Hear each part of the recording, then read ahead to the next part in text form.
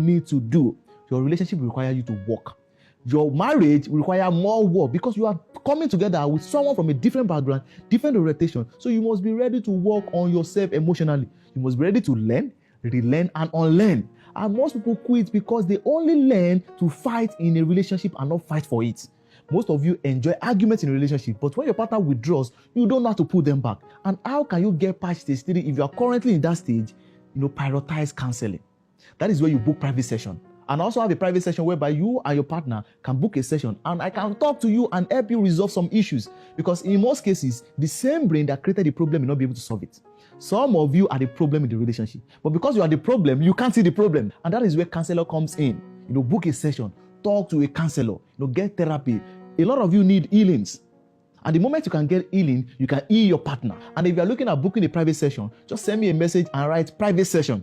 And from there, I will tell you what to do and how to go about it. It is a paid session, actually. And apart from getting counseling, you should be able to express your heart without blaming.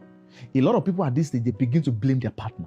And when you blame somebody, the person don't take to correction. They only defend. And that is why you see that whenever you have issue with your partner, they are always trying to defend themselves instead of taking to correction. So if you're having issue with your partner, if you're in this level in your relationship, if you're in this stage in your marriage, you need to express your heart without blaming and seek counseling.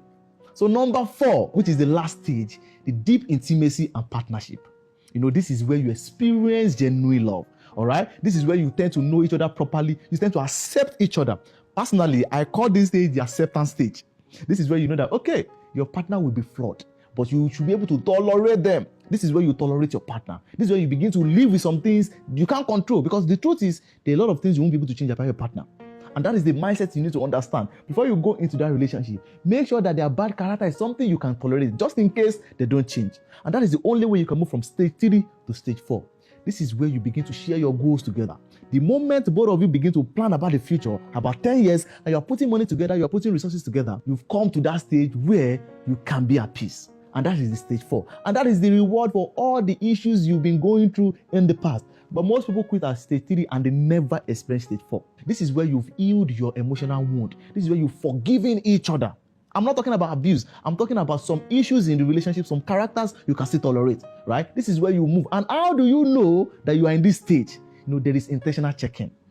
After like 2 years or 3 years in the relationship, you are still going on dates. You are still spending time with your partner. This is when you know that, oh, you are really in that stage of your relationship. And how can you protect your relationship through all these stages? Number 1, communicate daily. Most people, they are always on their phone. It is so disrespectful to be on your phone when you're with your partner. Communicate. Talk about a lot of things, right? Make time for each other.